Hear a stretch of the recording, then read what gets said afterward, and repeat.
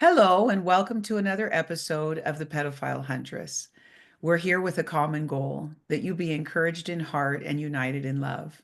I have a new guest with me tonight. She and her husband run a nonprofit called PPE Kids, I think it is, and we're going to be talking about that. That is Sonia and Bob. Oh, let me remember your last name. Wilson. I'm so sorry.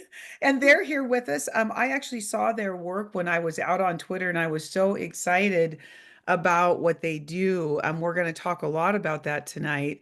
But Sonia, in your own words, could you just kind of tell us what this nonprofit is about? I think it's just so beautiful when you guys hear about it. This really is exciting, but I want you to tell me in your own words. I've gone out and looked at your websites, and I think it's just a beautiful thing that you do. Could you just bring the listener into that, and then we'll go a little bit more personal. But right now, let's just talk about your nonprofit for a minute. Okay, so what we do is we train people, organizations, anything that is child facing. So, daycares, churches, um, anything like that that works with children. We train them on how to spot signs of abuse, and also how to um, kind of redirect. So we have different classes about grooming and what are some of the red flags, and we have classes about um, um, of how to spot someone who is doing things that are make a child uncomfortable, and how to kind of redirect that action so that everybody so the child doesn't feel uncomfortable, and the person doesn't feel attacked, but you still redirect the situation. And then I'm a facilitator for Darkness to Light stewards of children. So I can Okay. certify people so they can get a certification and CE credits for that training as well. So and I've broken it down to two parts, that just because it's actually like 2.5 hours, but people don't have a lot of time. That's a big time commitment for some people, so I break it up into two parts. But that's one class, and then we have the grooming, active bystander, and then we have how to have difficult conversations with your children. It's like a webinar. We kind of all get together and talk and kind of discuss methods to Super cool. have difficult conversations with your children, so that you can find out what's happening in their life. And we also offer background checks for organizations, where we'll check, we'll do quarterly and regular checks for organizations to make sure that they're people that are working with them, especially at churches. Mhm. Because a lot of time the churches, they don't have funds to get Right. someone there. And so they take all the volunteers they can get, which is wonderful. However, a lot of times, child molesters can be predators, and they'll travel, and they look for they Mhm. look for cracks, and cracks in the armor there, so they can sneak in and gain access to a child. And so even if you have an usher, they'll take anything, as long as it means that they're an authority figure to a child. So it's really important to make sure that you're doing those sex offender background checks, those criminal background checks, and we offer policies for that. We offer sample policies, and we can make, because I have 20 years of human resources experience. Oh, that's So awesome. so Right. I offer my experience to go in and write these policies for them that match whatever laws of the states they're in. Because I've done, HR in numerous states in different Hmm. areas. So I'll go in write those policies for them, so that they can support what they want to do. We have the Child Safe Pledge, where, yeah, and we want to, where they can post it up and have people read it, sign off on it, agree to it, and it states in there different things that they promise to Mm. do to keep children safe. Um, and we just started a new thing now. It's called survivor stories, and we're putting out things. We want people to share their stories, because a lot of times people have these awful things happen to them, and they have no outlet. They have nobody to talk to. Right. People don't believe them. People are people, because a lot of times people don't believe more. The person who did it died. Yes, I do know. Yeah, exactly. You have to fight that, Yes, I right? do know. Yeah. Right. And so we decided that what we'll do is I share my stories, but I share mine in a way that gives you a lesson to go back and use to protect children. So, Which is beautiful.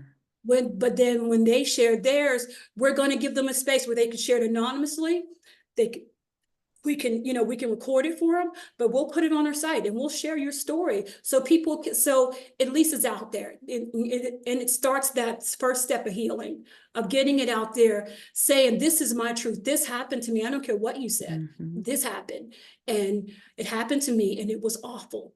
And I want people to know that this happened to me. So, that's, and Yeah, that's, it's so good. You've said so much already. I want to go back for just a minute. No, it's wonderful. It's absolutely wonderful. But I want to dissect a little bit about what you said, because first you talked about time and you said people don't have time.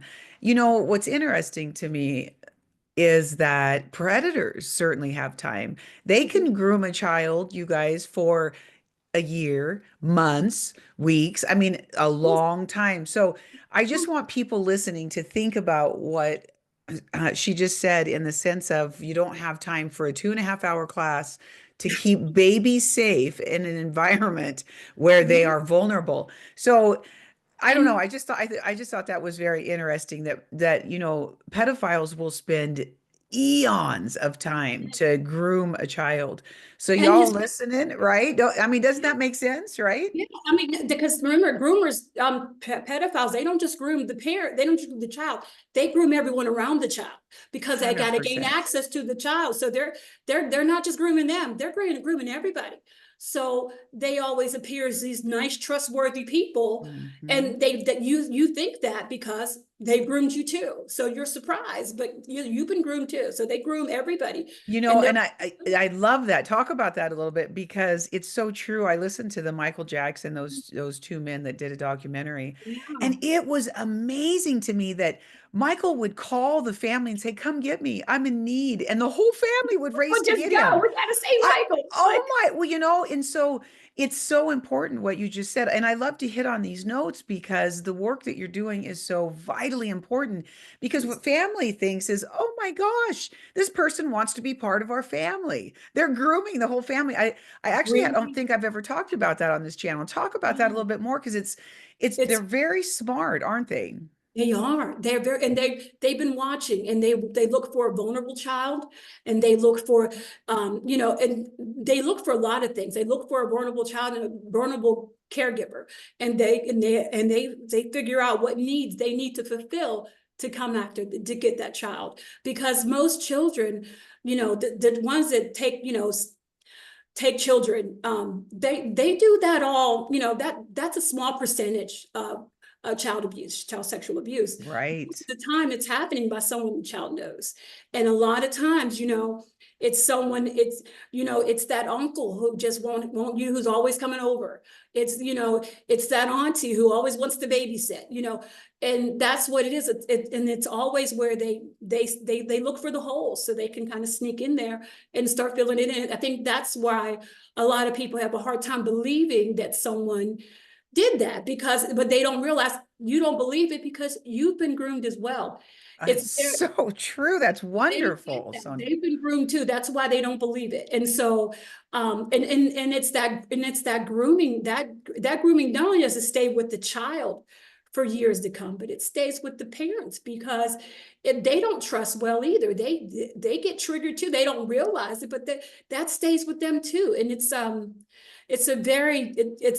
nasty game what they do, and they mess with the child, for the rest of their lives, and it's just subtle little red flags you need to look for.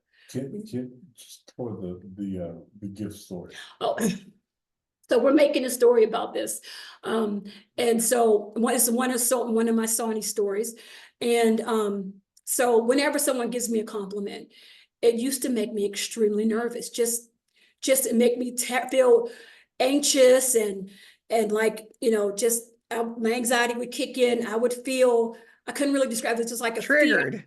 almost afraid. No, it's like almost afraid, but nervous at the same time. Hmm. And so I would kind of, and I would be like, well, I read somewhere that and so over the years, I learned to mask that, of course, so nobody would notice. But the other day, my stepson He's a wonderful young man, and his girlfriend, who is also wonderful, she got me a birthday present, and it was this huge bag with all these presents in here. And in the back of my mind, I wanted to get up and run out of the room and hide. But I took the gift. I was grateful for it. I love her. She's a wonderful woman. But the problem is because of those things, so because of the grooming that was done to me as a child, when someone is nice to me, when someone gives me compliments, when someone buys me things, when someone does something for me, it frightens me, because that's usually the beginning of abuse.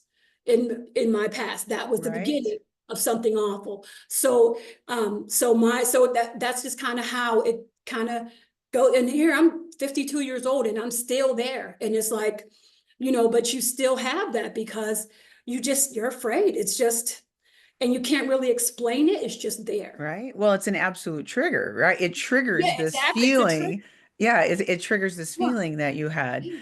I think it's brilliant of you to say that families don't see this because they've been groomed as well. I think this is the one thing I love about your organization is you're bringing all of this light around that. And people forget that when a Yeah. child goes to them and says, "Hey, XYZ over there, I don't feel comfortable." They're like, "Oh my God, he's a wonderful man." Yes, he would Oh, never do that. right.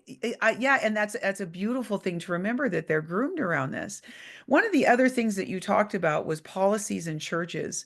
Yeah. So the Wilsons target on churches, which I absolutely love, and other nonprofits and that sort of thing. But we know that pedophiles hide in churches because it's an easy target. I'm a CASA worker here in Montana, and we did this really good training called When Faith Hurts.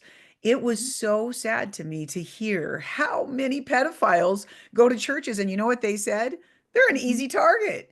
So talk, Absolutely. isn't that crazy? So I love what you're doing. So talk about how many churches have policies in place to make sure that you're not a pedophile? How many churches you take fingerprints? How many churches have a policy? Talk to me about that little. Not as far as we can tell, not a lot. We've asked a couple around where we are, and we've done a lot of just surveys and things. And as far as we can tell, not a lot that we've checked. Well, and the reason being is because it's expensive. A lot of Mhm. people, and a lot of times, so there are a lot of different organizations that do this, that do background checks, things, but they charge. And that's where we're different, is because our services are all based on donations.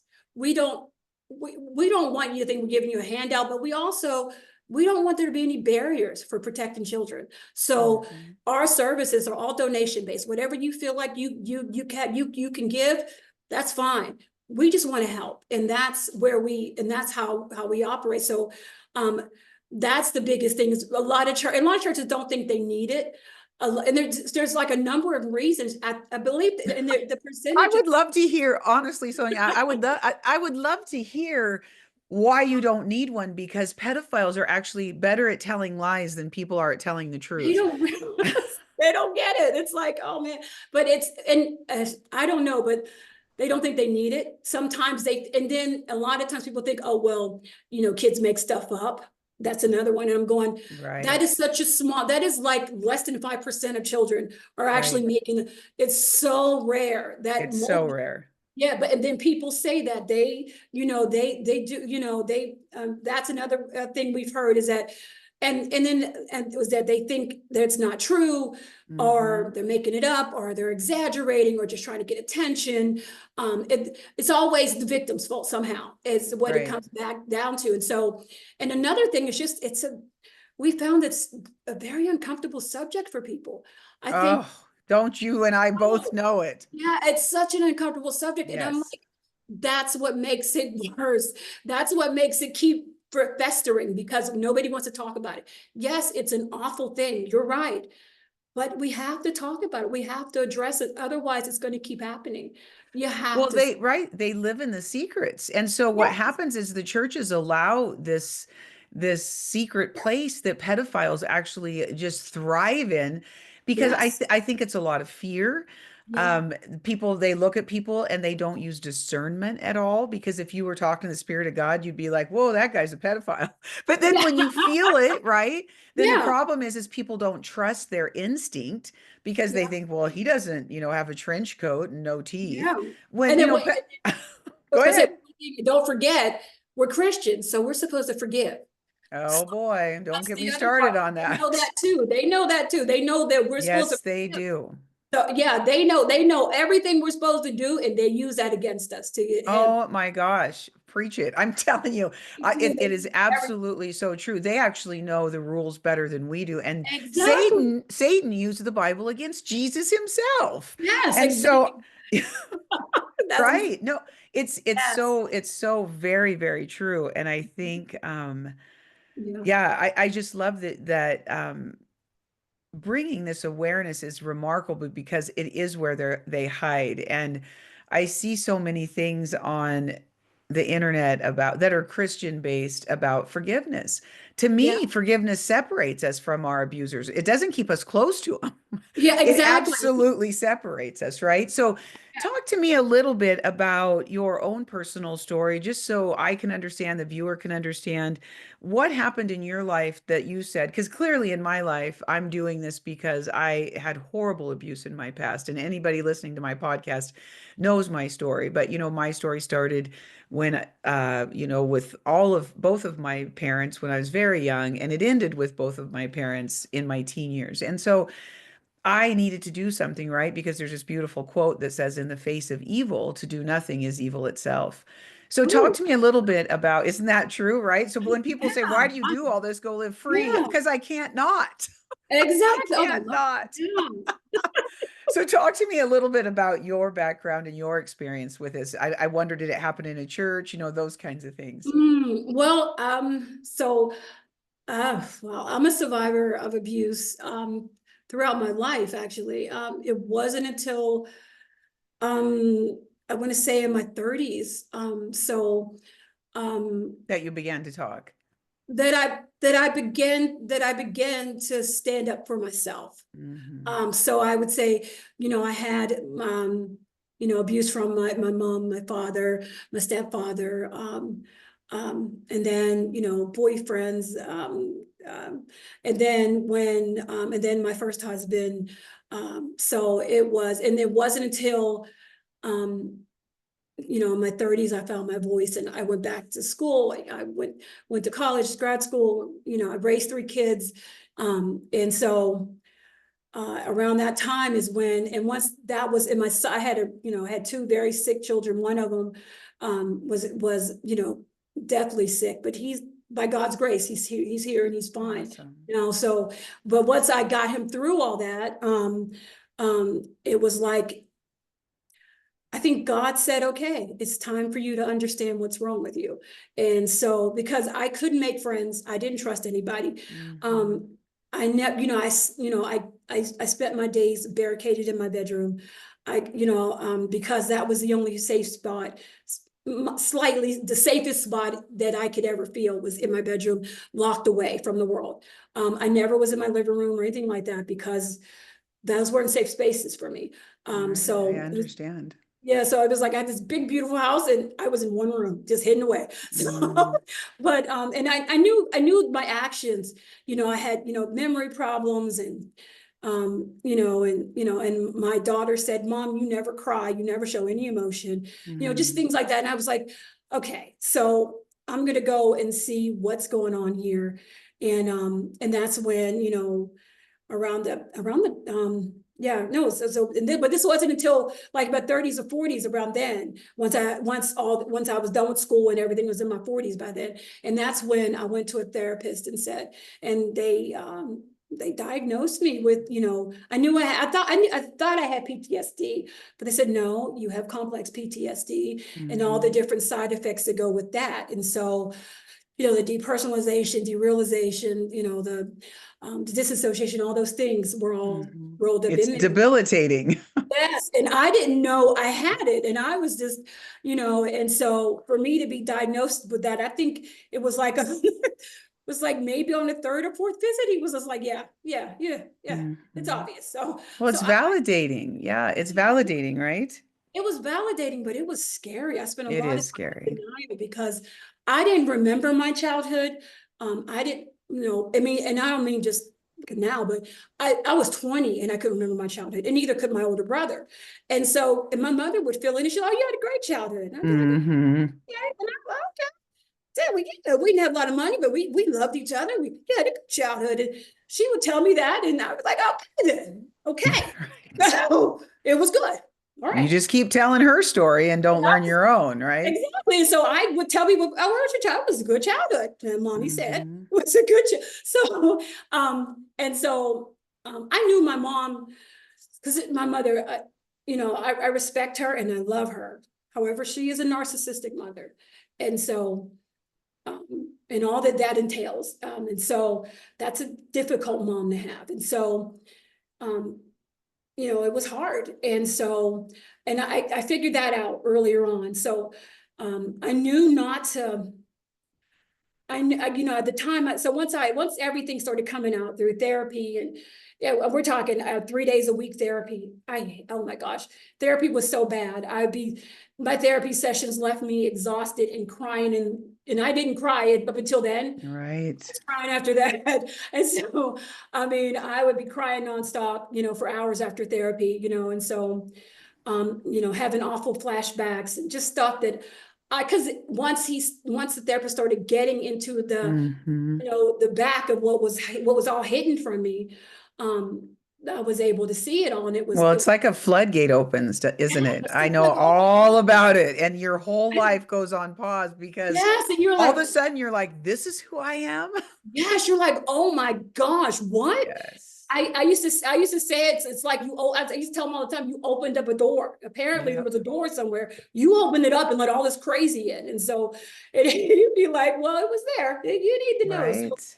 And for a long time I was like, well, and so I was dealing with that. I was in and out of denial. I kept saying, maybe this didn't happen. Maybe because I Hmm. just didn't want it. I didn't want it to happen. And so because I mean, because I couldn't remember my childhood, I was like, well, maybe, I would make one up. I said, this is who I am. Yeah, yeah, Ah, everything's good. it was great Right. too, and it was an awesome one too. And so, and No, so, I think you're so right. People do fill in a blank with that. Well, I'll just say it's good. And mom said it was good. yeah, So I'm just going to exactly. Like keep she telling said, it was that good. So story. it was good, done. And so I would be like, and so he was just kind of, so when all this was coming out, it was so hard to accept it. I think it took me about 1.5 years to say, okay, Mhm. clearly, and I'm talking, crying and having all these different episodes, one of which left me frozen in place for, because I couldn't move. It was, No, just I all these understand. awful moments, just, because you get triggered and you just freeze, and, and just, Right. Well, when that memory comes back, it feels like you're there. You yeah, it's you have to walk back through it and you're like, oh, I totally understand. yeah, It's beautiful that you're explaining it.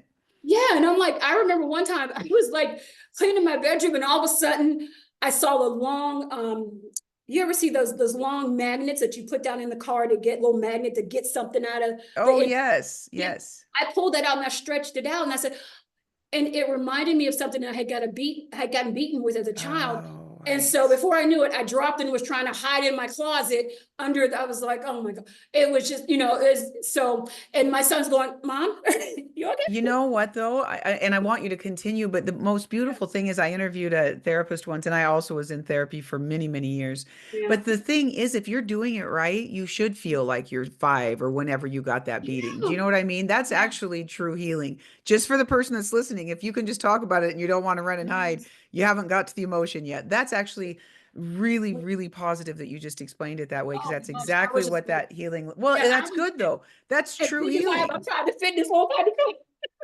Right. And And I'm I'm like, I so know I shouldn't sorry. want to do this, but Right. so, and so, but yeah, and so once but I still kind of had my moments, and God is so wonderful in that, I remember, and I kept thinking, why, how was I able to do all these different, because I was raised in the projects on welfare. I come from a family of welfare recipients. And from the moment I was pregnant with my first child, I was like, this is my baby. I can raise my baby. I don't need the government. I looked at welfare as an insult to my ability to take care of my child. So it was never, so I have worked since I was 14, and I worked myself and made sure went to college, grad school, and all these different things, and raised these three. Congratulations, sweetie. I love that. Thank you. And I didn't. But that's okay. You do, but I think God knew what I wanted and what the kids needed. And so I feel like he just put all that away for me and said, I'm going to make it so you can do this. I'm gonna push all this away for you. And I honestly feel that he protected me by pushing all this away, so I wouldn't dwell on the awfulness of my childhood, and it wouldn't be, it wouldn't destroy me like that.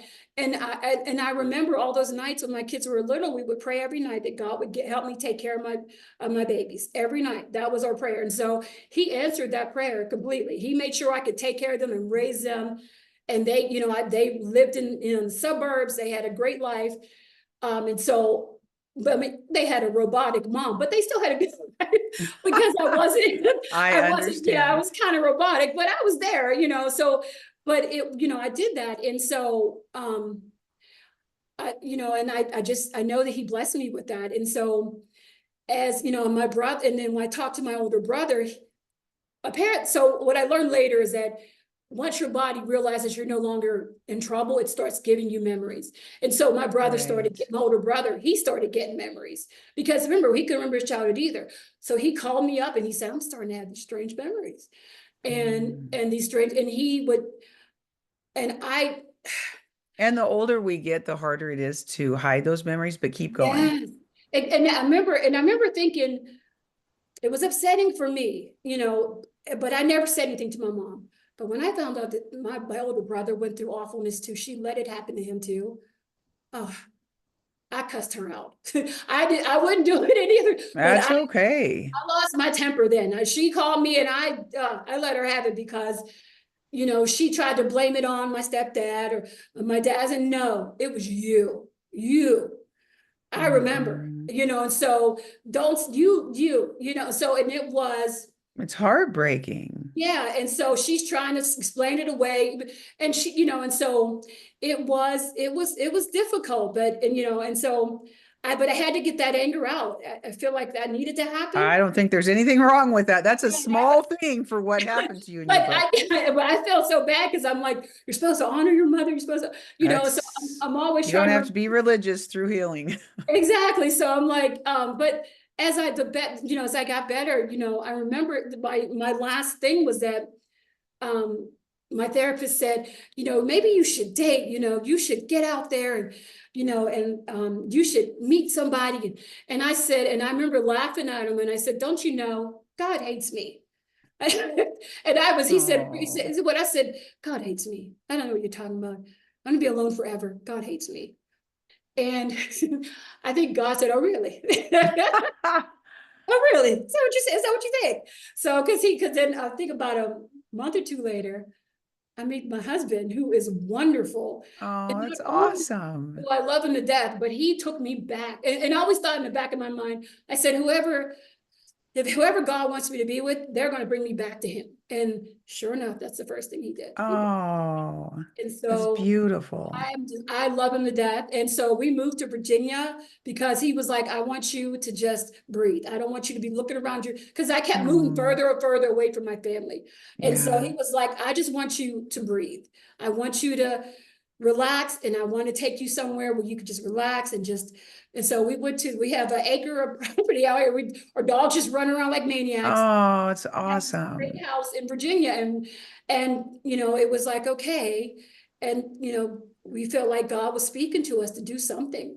And since he used to be a youth pastor. Oh, okay. Awesome. And he has all of his sons are also pastors or ordained ministers. Oh, so that's beautiful. His oldest son married us. Wonderful. Anyway, so he's wonderful. That's cool. Isn't it? So, but so we felt that God's calling on us was to help people and help kids, and just try to help people before this doesn't happen to anybody else. And I found the biggest thing was that church, I think a lot of times churches don't even think about it. And Yeah, and I can't, right? And you have all of these babies yes, everywhere. and And I don't think they think about it. I think you're they don't so think, right, Sony. I yeah, don't think they think about it. they don't even think, I don't think it's like, it's not all the time that they just don't want to. I think they just they don't even think about it because that's not where their heads is. So why in the world would they think that's where somebody else's head is? Right. No, I get that. How now are you guys reaching out to churches?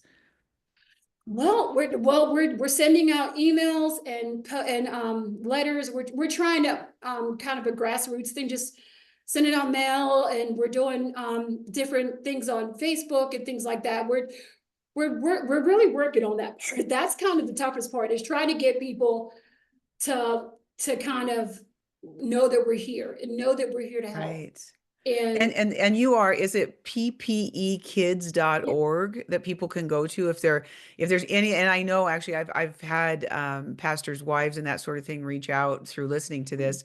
If anybody's out there listening and you can help in any way, please do. You guys were also looking for a tech person to help you. Talk about that for a minute, because I oh want to yeah, give you guys as much exposure as possible because I think it's just beautiful what you guys are doing. And I love that God calls people in these unique yes, ways. It's just he so did. cool. Yes.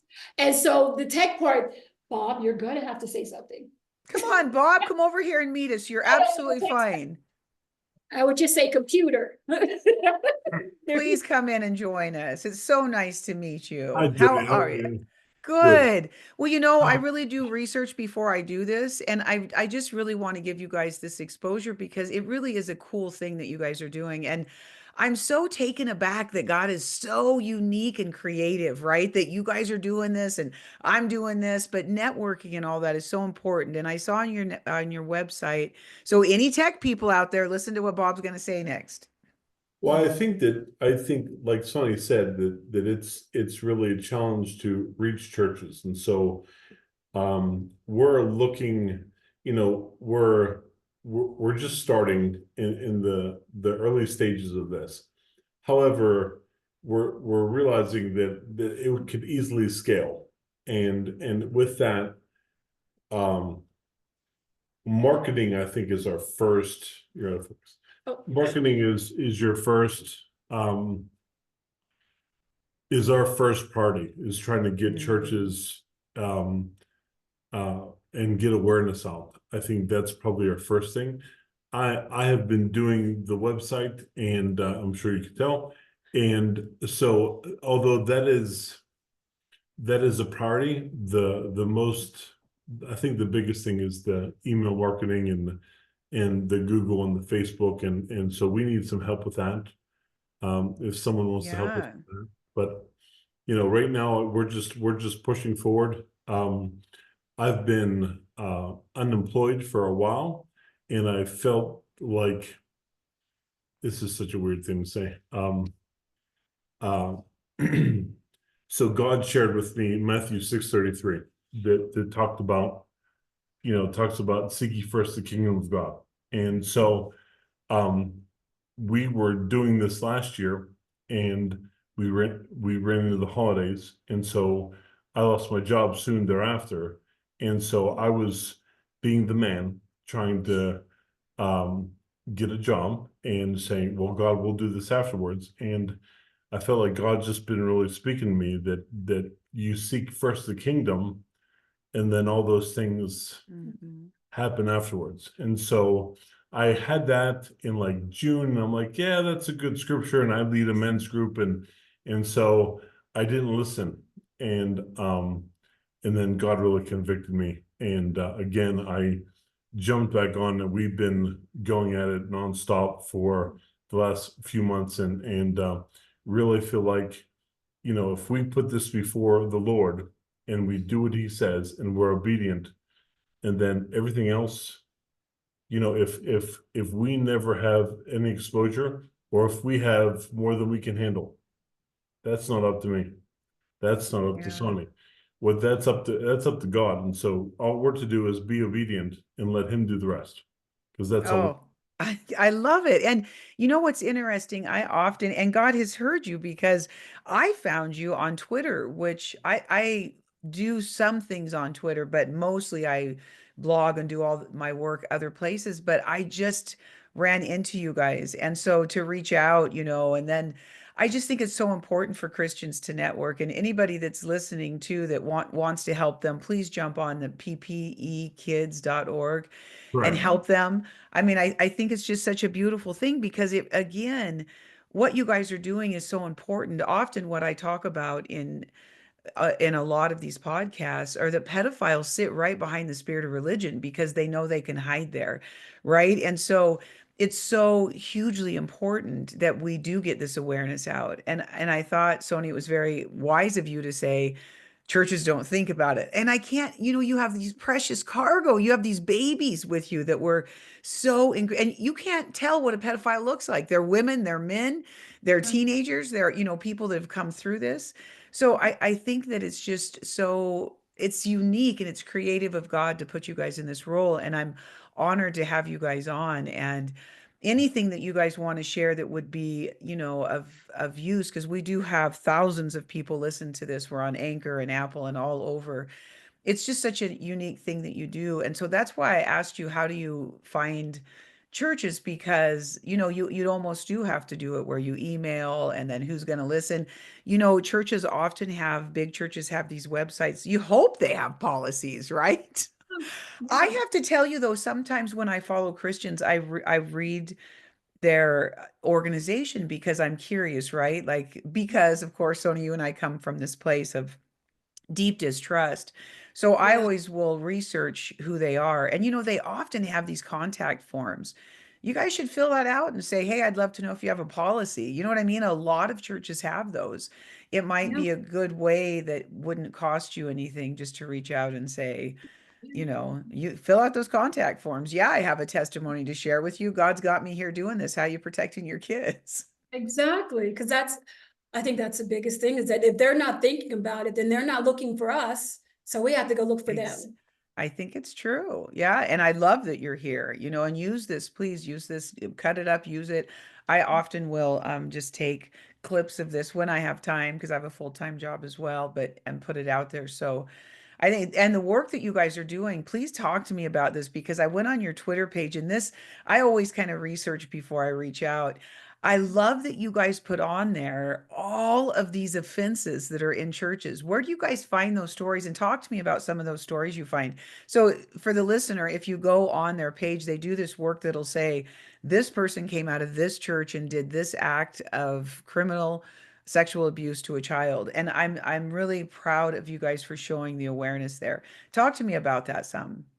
I think for Mhm. the most part, it's on Twitter Yeah. because unfortunately, if you hashtag CSA Mhm. on Twitter, you're gonna find a plethora of we'll find your site and all the other people that have what I love and which is heartbreaking all in the same breath is that there's a lot of people that in their Twitter bio will have that they're a CSA survivor. Right. And so when so sometimes I'm just seeing someone that's like that, that has that in their bio, but oftentimes I'm seeing uh, you know, uh, news clippings, and so we just want to create awareness because I Yeah, think absolutely. having been part of a church, you don't think of the danger all the time. We saw this video probably a week or so ago and said that churches are so programmed to think about the offender. So they'll lock the doors and they'll have, guys with walkie-talkies and Mhm. but that's only 6% of the abduction offender is only Mhm. 6%. Mhm. Wow, They see, said that right. 94% is the preferential, where they know they've gained trust through the grooming that Sonny talked about before. Hmm. So I think that when, thankfully my kids and Sonny's kids are older, but we have grandkids. And so Hmm. I think when we talk about that, I think it sort of seems like a non-Christian thing to not be trusting. if we're not trusting people, it seems like we're hiding something, or we have an issue in our life. However, if you're overly trusting, it could be the expense of your child. Well, right. You're not being wise as a serpent because Jesus also said, I send you out and be wise as a gentle as a dove and wise as a serpent. And that is, I love this conversation because it's bringing awareness. We are not supposed to be chumps just because we're Christians. And when I listened to that, Faith Hurts, and it was talking about this was a man who came out of law enforcement, and then he came in to bring awareness to people. And you cannot believe how cunning these pedophiles are. And they loved going to churches because they said it was just so easy. That's terrible, you guys. The only Jesus didn't talk about a lot of judgment when he was here, but I'll tell you one judgment he did talk about. He said, if you are to hurt a child, it's better that a millstone be hung from your neck and you be thrown into the deepest water. So I do think that we have a responsibility as Christians to protect these children because it is the one thing he didn't talk about a lot of other sins. Think about that. But he did talk about that. That's a huge thing, right, Bob? To your point, we need to be wise in these situations. So talk to Well, me about you said, well, go ahead and say what you were going to say, but you said you were in a church that you didn't even think of it. I, as so I was in ministry probably for, I think, 10 years as youth pastor. And we ran into situations that were, within the family, but we didn't we just didn't have the education that we have now. We didn't have the Right. awareness that because of social media, because of all this information. And so now I think it seems so non-Christian to be um distrusting. However, the cost is so big. Yeah. And so I think that, like I Sonny and I were on we were looking for curriculum, like, okay, so what do we say when a church asks us, well, how do we teach about this? And so I have a writer friend, um, and I challenged him to make curriculum or make stories that would actually address this situation, because I think a lot of parents or a lot of pastors or youth or children's pastors don't know how to address this. They don't know what to say. They don't have curriculum. And so as far as I know, there's no curriculum out there for them to teach. And you there's not that many stories out there that are suitable for church, and suitable for age groups. So when I was talking to my friend Mike, I said, what we want is if you bring, let's say, one story, but put it targeted towards 4 different age groups.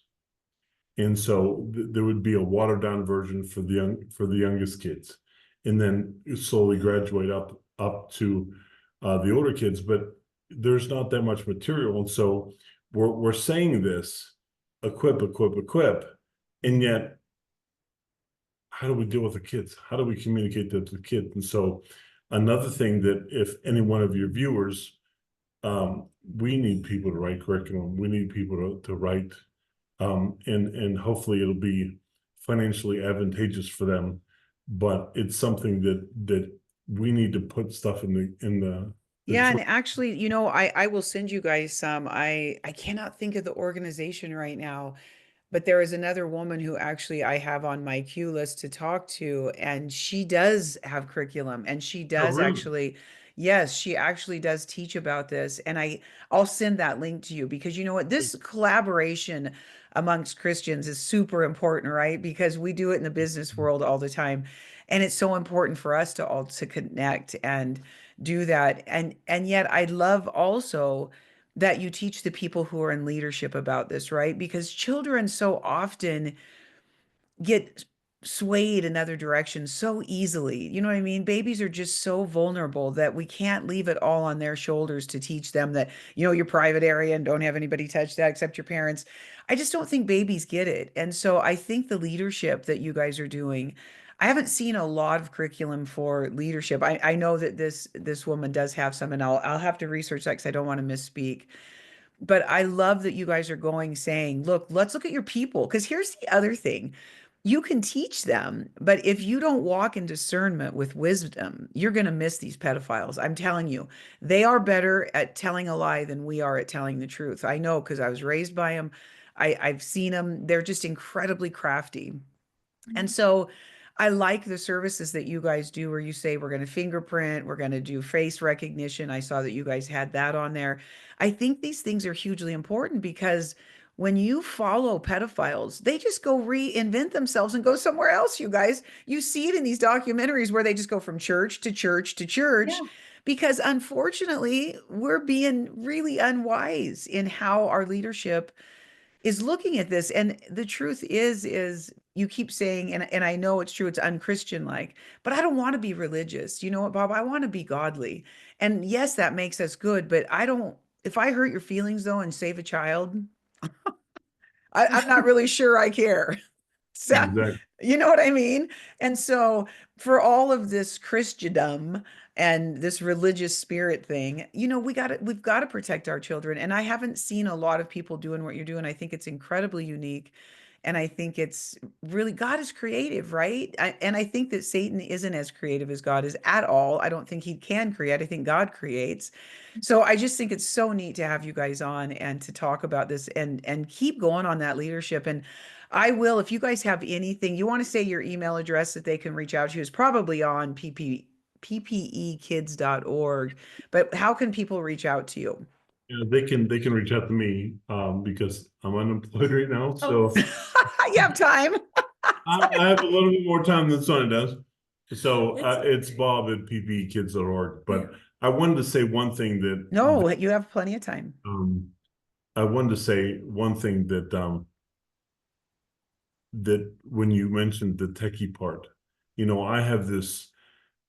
I was in the army and I have a security background and I have a um I used to be a pastor, and so I have like this unique. I'm reminded of that song that there's no waste at the altar. And if you haven't heard that song, oh my I gosh. know Anyway, it. I love it. so everything that God has brought us through, I believe is equipped us for where we are now. And so 100%. um, and it's heartbreaking for what you've been through, for what Sonny's been through. And we live in a fallen world Hmm. but when you can take something the devil made or intended for bad and you can turn it to good and save other kids, that's when you sort of spit in the face of the devil and you realize that you're not gonna win. And and Exactly. and, and so you elevate yourself. But um when you were talking about the techie part, I have this dream, and Sonia's gonna laugh, but that's okay. But I have this dream that I think the way to not get beat, and I hate to lose. So Me too. the way to not get beat by a pedophile is facial recognition software. I love it. Because what they can do is they can actually say, um, they're changing their name and they move to a different area. And so if I'm looking for Joe Smith, Well, that's brilliant. and so, but they can't full facial rec. And so we've signed up with E-Verify. So we're gonna try to get their social security number to match who they say they are. But if they've, like you said, they're creative and they're sneaky, Hmm. but I hate to lose. And so Hmm. my dream of the whole thing is to say, if we can actually do fingerprints, we can actually do E-Verify. We can run them through the National Sex Offender Registry. However, but you can't be facial rec, and you can fool me, but you can't fool that. Hmm. And Hmm. so when you realize that Yeah, I love it. how many names are on there, and if I move to Nevada all of a sudden, no Hmm. one's gonna know who I and I change my name, no one's gonna know who I am. And I'm actually starting to work on the video about runners. And that's when we get close, and all of a sudden that a prominent member of the church runs because the church is introducing that we're going to do these checks. And all of a sudden they realize that they're close to getting caught, and they disappear, or they're never to be heard from again. And that could be a family friend, that could be a pastor, that could be a deacon, that could be an usher. And so I think that we have to be really sharp, and we have to be on our game, and we have to use every technology available to us Oh, I love it. to make sure that you know what because we have this idea that if they can jump through all these hoops, right? We have this like elite, And we've watched them. so we have this way that if you do these 10 things, that we're gonna feel pretty safe. But the main thing is facial rec. And I know that that's a big ask, and I know that that's a big price tag. However, I want to win. Right. Well, you know, and God wants to win. And I think it's so beautiful, honestly, that you guys are doing this. And you guys have a creative place that I haven't heard anybody. And I talk to a lot of people. I'm out here doing a lot of work just on my own. I think it's just so beautiful. And so we're at time. But Father, I just really want to pray just blessings over this work. And don't quit thinking that way, because the truth is pedophiles need to get scared. You know what? God is raising an army that looks a little bit different. I think we're getting closer to the end times, and he wants to find those children that are now adults that are hurt, because nobody talks about it until they're much older. But there's still, we think children are safe now because there's all of this stuff. They're not safe, you guys. Pedophiles are amazing. They just get smarter, to Bob's point. So what we need to do is get smarter in the face of this as well. And so keep doing this work. Anybody listening that can help, please reach out to these two. You guys, is there anything that we've missed that you'd like to say? Because we are at time. And thank you so much for taking time out of your evening and being here. Please feel free to use this. I'll send this recording to you. I think that your videos are wonderful, by the way. I saw one that you posted on Twitter. You guys do a really good job. I wish I could do a better job at it. I'm kind of a novice myself, but you know what? God helps us. So your videos are really, really nice. So is there anything that you guys would like to say in closing? Check out our classes, our resources. We're making new resources to help parents identify grooming behaviors online and different things like that. Because I think that happens, you know, with all the missing children and things like that that are just suddenly gone. I think a lot of times they're met with pedophiles online, and you know, and they're getting a hold of them that way as well. So I think so we have different sheets for that, and different information sheets, and different and different things like that, and how to talk to them about what's happening with their children online, and how to check for that, and you know, where to look and what to look for. So you know, keep checking our reference pages for information on how to protect your children and your grandchildren or children in your program. And please don't hesitate to reach out if you want to share your story. There's information to check to share, to reach out for us for that, and we'd be happy to post your story online just to help you heal, and so someone, you know, so you can get it out. And so I think that's about it.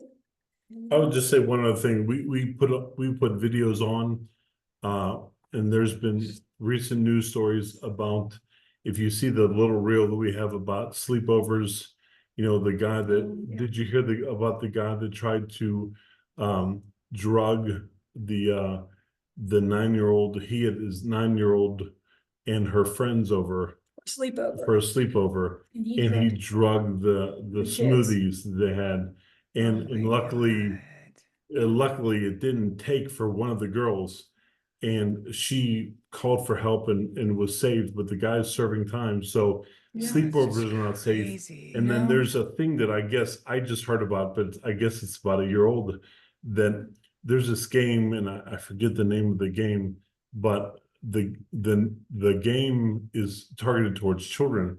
And so the makers of this game, either on purpose or an accident, left the back door open so adults could track where the locations were. And so this one little Oh. girl that was like 10 years old was online, and um, the guy was from Georgia, and he said, "Oh, you're from New Jersey. I am too. What neighborhood are you from?"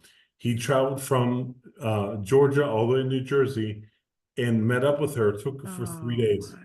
Oh man. And eventually found him. And I don't know if what happened.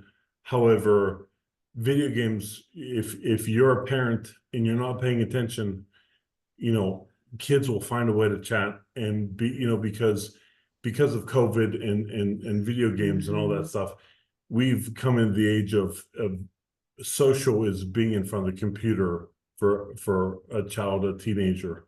And Mhm. that's not the way we probably grew up. We were outside and on our bikes and doing stuff, but for them, it's totally different. And if you're not paying Mhm. attention, then you're missing something. And so get involved with your kids, watch what they're, Yes. don't assume that a sleepover is fine. Don't assume that their game is fine. Just got to Mhm. be vigilant. So Right. Don't be too trusting. There's nothing wrong with having people earn your trust. There really isn't. You Mhm. guys, thank you so much. God bless your endeavors. I'm going to put all of their contact information in the description of this podcast. Thank you so much for being with us tonight. Give me a follow if you like what we're doing. It helps out here. All right, you guys, God bless. See you next thanks, time. Joe. Thank Great, you. thank you. Yeah, you're welcome.